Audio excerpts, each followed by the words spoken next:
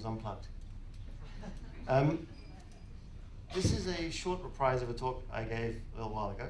A bit of a mini sequel, so instead of Burgergate, I've decided it should be Too Burger, Too Furious.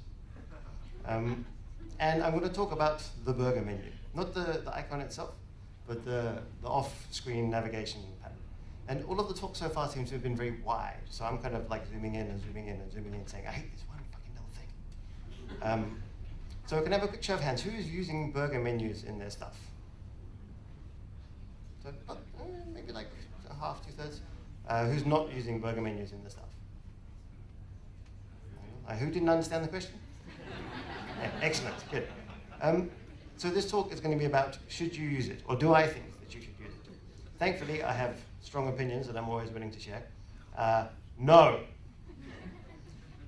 But actually, maybe. And you know what, fuck it, I don't know, maybe, it depends. The too long didn't read of this short, hopefully short, talk is that I think that burgers are bad and that we can do better. Hopefully this will just give you to think about and wonder if maybe the burger menu pattern is not the winningest of UI stuffs. Who the hell am I? I'm Steve. That's me drinking iced coffee in Thailand. Pinky is required. Like Iggy said, I work at a place called codeX, which is over here somewhere, Workshop 17. And it's a training academy for developers. I've recently joined to try and bring some front-end development and UX kind of love into the curriculum. So a brief disclaimer, I'm mostly a front-end developer, which means that often I'm not quite sure what I'm doing and I'm kind of figuring things out as I go along. But I'm learning something every day, which I think is kind of nice. And these are just my opinions on what I think about stuff, so feel free to ignore them. This is the menu for today. The first course is going to be some bad burgers, or why I think the burger stuff is bad. And then the second half is going to be some perhaps healthier options for your interfaces and stuff. So, one of the reasons that I think the burger menu pattern is not so great is that it has the potential to become a bit of a junk drawer, right? The reason that you use it on smaller screens is because you don't have enough space for your stuff. Cool, we've got 5 things, let's put them into this convenient off-the-screen thing. Excellent. A couple of weeks later, some of the bosses come around and they're like, hey, we've got 7 new categories. And you're like, no problem, we've got loads of space, just stick them in. Pop, pop, pop. Oh no, we've got 12, 13, 15.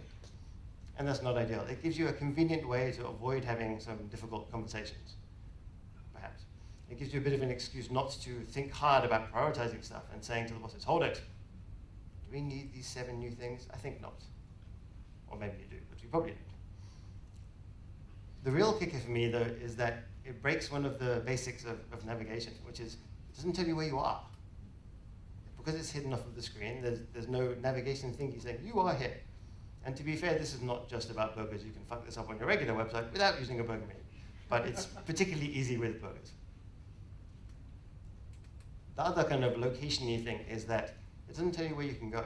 I mean, sure, if you remember to go and look in the burger, then you can see, oh, I can go here, I can go there, but it doesn't give you that straight away. You've got to go on the hunt before you can go on the hunt for the next thing, which I think is kind of not ideal. So what are the healthier options if we think that these are maybe not the goodest of options? So I've picked a few patterns from the internet and from the web and from some applications. This is from a thing called codeX magazine, which is now sadly defunct. And I've chopped the middle out, which is why it's all kind of blue.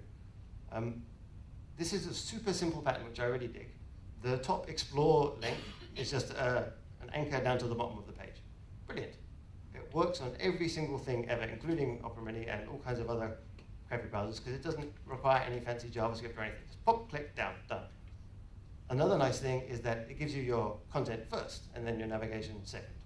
People come to look at your content, right? They don't come to look at your navigation and go, oh, wow, so many sections. The other nice thing is if somebody lands on a kind of a deep page and then they scrolly, scrolly, scrolly, they hit the bottom of the page like, oh, there is more stuffs. I will look at more stuffs. Stuffs are nice. Or probably something slightly more sensible. So what does the big blue giant do? The top stuff is more kind of action-y, so that's not quite what we're interested in right now, but the bottom stuff is the navigation stuff. And yes, they still have a frickin' burger, but they've done this kind of prioritizing thing. They say, cool, we've got these 8 things or whatever. Let's put the most important ones front and center so that they're easily jump to a ball, and also, lovely, icons with labels. Yes. And then some other few stuffs are hidden away behind a more burger, which is less than ideal, but at least they've got the right kind of approach.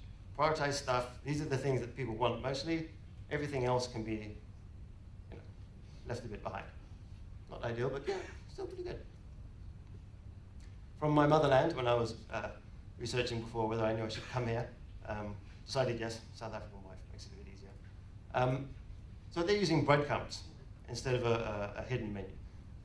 This is great because it does the navigation stuff, right? It shows you where you are, it shows you where you can go. Downside is, it starts taking up quite a lot of the screen, especially when you're in a few levels deep. So all of a sudden now, go to a new page, you've got to kind of like faff around a bit to get to the actual chunky stuff that I came for. But extremely clear. What about Apple? I have no fucking clue what they were thinking with the equals burger. What is that? Why would you do that to a person? Sandwich burger. It's an empty sandwich. There's nothing in it. It's a bread sandwich. That's lovely. Yeah. The null sandwich.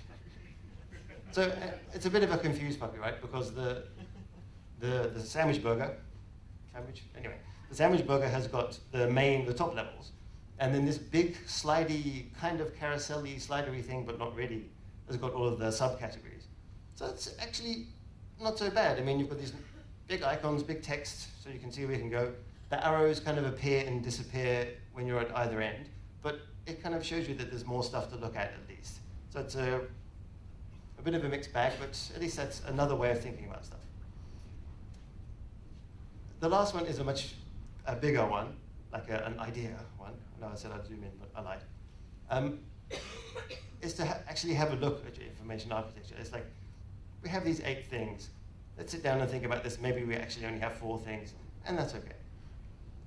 This is not an easy thing to do, I understand. I'm not saying, hey, do it over lunch, it'll be fine. But if you approach it, especially from something like thinking mobile thirsty, taking those difficult decisions and really kind of like brain squishing, then maybe you'll have a good result. It forces you to think about what's important enough to be visible on a tiny screen, for example. Now, the eagle-eared among you may have remembered that at the beginning I said it depends, which I did. So if you're doing user testing and everybody loves your burger and they send you emails about how awesome it is and you should have more burgers, fantastic, go for it. But as long as you're doing user testing early and often and checking how it's working, I'll be happy. So how often do people do user testing? Like less than once a month? Show of hands. Like less than every 2 weeks? Once a week? Who's user testing right now? So that's kind of it. I showed you a couple of things about why I think burgers are bad. I do, they're horrible. What are some more healthy options, maybe, or things to think about at least and start moving in that kind of direction? That's it. This link at the bottom has got a whole bunch of links. It's got a write-up of the long version of this talk. It's got these slides, it's got the other slides, and about 37 links of stuff related to burgers. The pattern and the icon and a whole bunch of other junk. Harass me on Twitter, if that's your thing.